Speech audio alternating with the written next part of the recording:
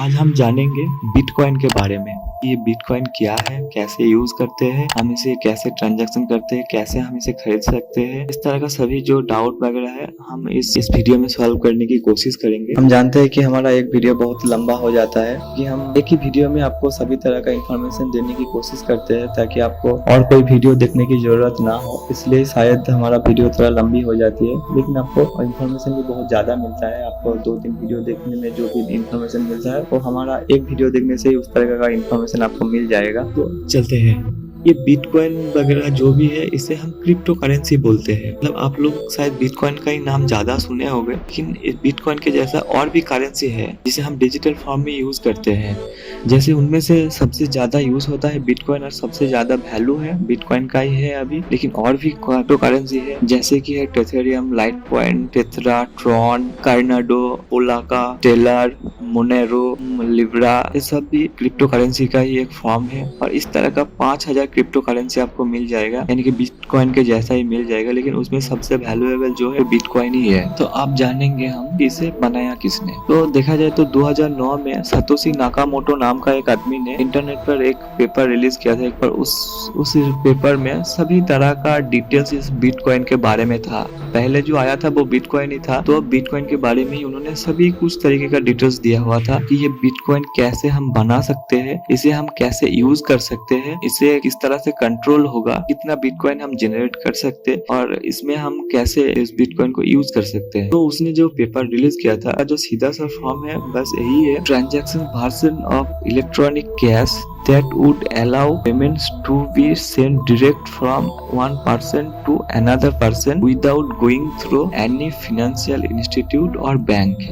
यानी कि ये जो क्रिप्टो करेंसी या डिजिटल एसेट्स है इंटरनेट का, इसे हम एक पर्सन से दूसरे पर्सन को भेजने के लिए किसी भी फाइनेंशियल इंस्टीट्यूट और बैंक इसे नहीं हैंडल कर सकता, यानी कि इसके ऊपर कंट्रोल नहीं रख सकता। यानी कि हम अगर आपको कुछ पैसा भेजेंगे तो वो बैंक या कोई फाइनेंशियल इंस्टीट्यूट कंट्रोल नहीं कर पाएगा। ये सीधा मेरे वॉलेट से आपके वॉलेट तक चला जाएगा और इसे कोई भी कंट्रोल नहीं कर सकता। तो उसके कुछ दिन बाद ही क्रिप्टो करेंसी यानी कि बिटकॉइन हमारा वो चला आया था। और उसके हिसाब से पहले तो उसका डिमांड नहीं था और बाद में जाकर डिमांड भी बढ़ा। तो वो भी कैसे बढ़ा मैं आपको बता दूंगा। तो उसके बाद हम आते हैं कि ये जो बिटकॉइन या क्रिप्टो करेंसी है इसे हम कैसे पा सकते हैं। देखा जाए तो हम 2 तरीके से बिटकॉइन को अभी पा सकते हैं। एक तो है इसका हम अपने पैसे से खरीद सकते हैं बिटकॉइन को। दूसरा तरीका है जिन लोगों के पास बिटकॉइन है वो लोग तो इसे इस्तेमाल भी कर रहा है, यानी कि बाय या सेल तो कर ही रहा है। तो उन लोग जो बाय या सेल कर रहा है का जो ट्रांजैक्शन वगैरह होता है, तो उस ट्रांजैक्शन को अगर हमने सॉल्व किया तो अब हमको भी इनाम के रूप में कुछ चीज मिल जाएगा। यानी कि अगर हम अभी कुछ ट्रांजैक्शन वगैरह करते हैं तो उसका एक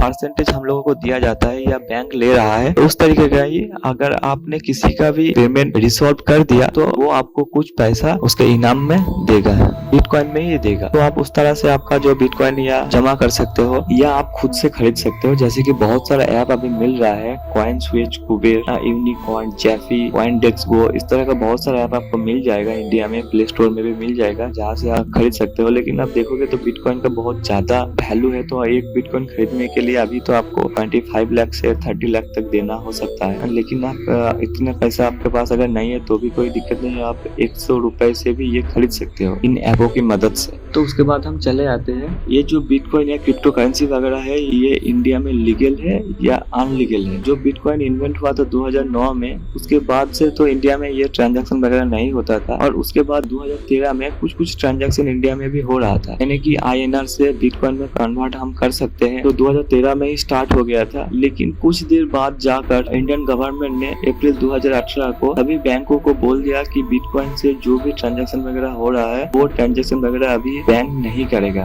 यानी कि INR से अगर आपको कुछ बिटकॉइन वगैरह खरीदना हो तो वो ट्रांजैक्शन इंडियन गवर्नमेंट की तरफ से जो भी बैंक है वो बैंक नहीं करेगा। अगर बैंक इन ट्रांजैक्शन को नहीं करेगा, आपको कन्वर्ट करने के लिए इस्तेमाल नहीं करने देगा, तो इस तरह से इंडिया में में जो बिटकॉइन का इस्तेमाल था वो पूरी तरीके से बंद हो गया। इंडिया का जो भी ऐप वगैरह होता था तो वो एक्चुअल फॉर्म से ही वो बिटकॉइन वगैरह खरीदते थे। जैसे कि अगर आप कोई भी ऐप में जाओगे तो उस ऐप में आपको बिटकॉइन खरीदने से पहले आपको आपका आधार कार्ड, पैन कार्ड, ये सब भी डॉक्यूमेंट्स जमा करना होता था ताकि वो लोग भी रिकॉर्ड में रख सकते थे। इस तरह से आपका भी ट्रैक रहेगा कि आपने इतना बिटकॉइन खरीदा है और इतना बिटकॉइन आपने सेल किया। तो आपको बाद में ये लोग पूछ सकते हैं तो आपने जो खरीदा था वो कहाँ आपने सेल किया, कामों में आपने इसे इस्तेमाल किया। और ये जो बिटकॉइन वगैरह अभी है हमारा, ये तो अभी जनरल फॉर्म में तो हम सेल नहीं कर सकते या हम इसे इस्तेमाल नहीं कर सकते, लेकिन आपको अगर डार्क वेब में कुछ भी खरीदना हो तो वो जो INR वगैरह या क्रेडिट कार्ड से जो भी ट्रांजैक्शन वगैरह होता है वो डार्क वेब में नहीं चलता। अगर डार्क वेब से अगर आपको कुछ खरीदना है तो आपको बिटकॉइन यानी कि क्रिप्टो करेंसी से ही आपको खरीदना होगा। अगर डार्क वेब के बारे में अगर आपको जानना है तो मैं ऊपर कार्ड में लिंक दे दूंगा, उस लिंक से आप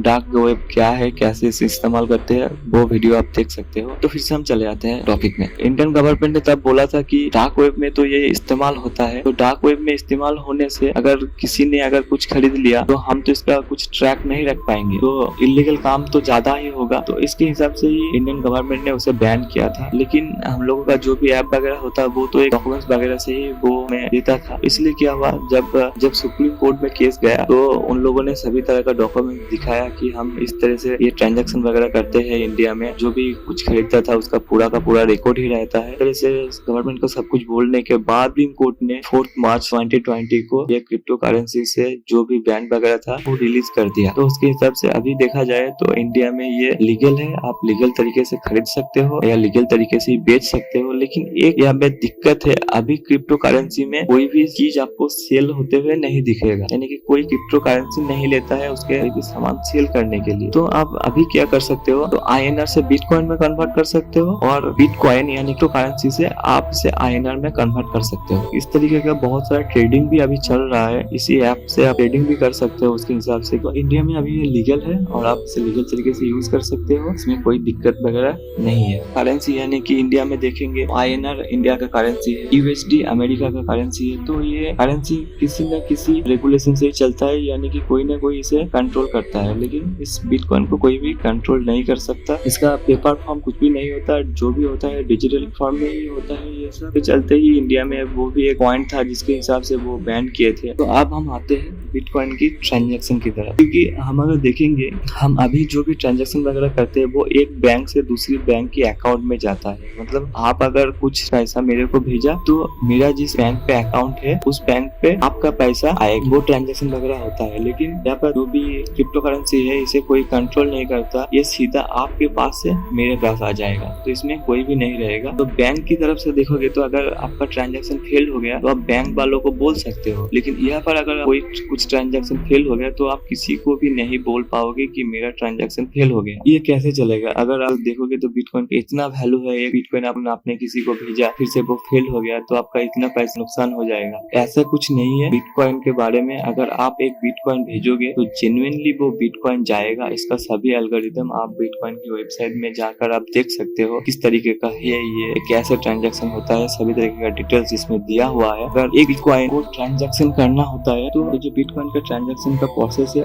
ये बहुत ही कॉम्प्लिकेटेड है। मतलब आप इसे सॉल्व करना चाहो तो आप अकेले इसे बैठ के सॉल्व नहीं कर सकते हो। एक ट्रांजैक्शन को सॉल्व करने के लिए आपको डेटा साइंस और एल्गोरिथम इस तरह का आपको नॉलेज होना चाहिए और बहुत सारा नॉलेज होना चाहिए, और एक ही साथ में आपको बहुत सारा कैलकुलेशन करना होता है, तब जाकर आप एक एल्गोरिथम को सॉल्व कर पाओगे। तो जब आप किसी को पैसा भेजते हो तो एक कंप्यूटर से पहले ये ब्लॉकचेन हुआ रहता है। जब आप किसी को पैसा भेजोगे तो एक पैसा भेजने के लिए आपको बहुत सारा कंप्यूटर से वो कैलकुलेशन होता है, और जो जल्दी इसे कंप्लीट कर सकता है तो उसके हिसाब से वो आपको सेंड करेगा। यानी कि पहले वो देखेगा कि आपने ये जो ट्रांजैक्शन किया है अपने हिसाब से आपके पास वो पैसा है कि नहीं एक्चुअल में, तो ये पहले वो चेक करेगा। उसके बाद ये जो डेटा भेजता है वो इनक्रिप्टेड रहता है, मतलब पहले से डिक्रिप्ट करना होता है, उसके बाद जो मैथमेटिकल प्रॉब्लम है वो उसे सॉल्व करना होता है, बाद में जाकर वो ट्रांजैक्शन होता है। तो ये सब जो ट्रांजैक्शन है वो आप blockchain.info बोल के एक वेबसाइट है उसमें आप देख सकते हो। यहाँ पर आपको दिखाएगा कि अभी कितना ट्रांजैक्शन चल रहा है, कितना रुपए का ट्रांजैक्शन हुआ, कितना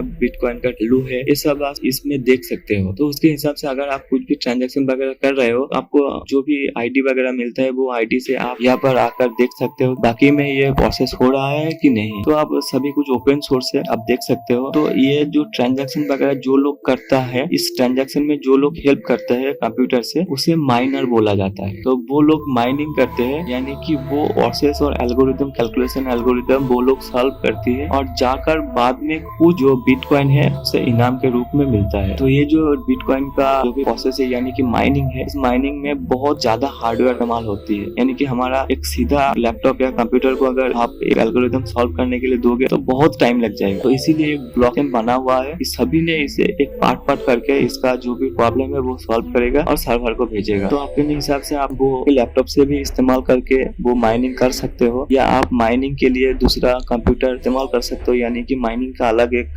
रिग होता है, सेटअप होता है, उस सेटअप आप बना सकते हो माइनिंग करने के लिए, यानी कि इस तरीके का प्रॉब्लम सॉल्व करने के लिए। उसके हिसाब से भी आप बिटकॉइन कमा सकते हो। तो ये जो माइनिंग वगैरह है के बारे में हम कोई एक दूसरा वीडियो बनाएंगे और उस माइनिंग प्रोसेस के बारे में हम बताएंगे आप लोगों को। तो यहाँ तक मेरा वीडियो अभी भी देख रहे हो, कोई इस बारे में इंटरेस्ट है, इस मेरा चैनल को सब्सक्राइब कर लीजिएगा, क्योंकि इस तरह का ही वीडियो इस चैनल में आता रहता है। तो आप इस तरह का वीडियो भी और भी देख सकोगे, और माइनिंग के बारे में जो वीडियो मैं लाऊंगा वो वीडियो भी आप देख पाओगे। तो माइनिंग का वो पूरा कॉन्सेप्ट आपको क्लियर हो जाएगा। तो टॉपिक में आते हैं। तो प्रोसेस फेल्ड होने का कोई चांस नहीं है, क्योंकि आपका एक प्रोसेस सॉल्व करने के लिए बहुत सारा कंप्यूटर इस्तेमाल होता है। ओपन सोर्स से, blockchain.info से आप देख सकते हो आपका ट्रांजैक्शन, तो इसमें कोई दिक्कत नहीं है। अभी जो हमारा क्रिप्टो करेंसी है वो कैसे इस्तेमाल होता है, तो हमारा जो भी करेंसी वगैरह होता है उसे हम ट्रांजैक्शन तो उसी तरीके से करते हैं इंटरनेट के थ्रू, तो वो भी इंटरनेट के थ्रू ही होता है। लेकिन बाहर में देखा जाए तो बहुत ज्यादा इस तरीके का ट्रांजैक्शन होता है। सबसे ज्यादा ट्रांजैक्शन करता है यूएस, जापान, चाइना और यूरोप के सभी कंट्री। वहाँ पर तो कोई जगह पर होटल में पेमेंट में भी बिटकॉइन इस्तेमाल कर सकते हो। और हमारा अभी का जो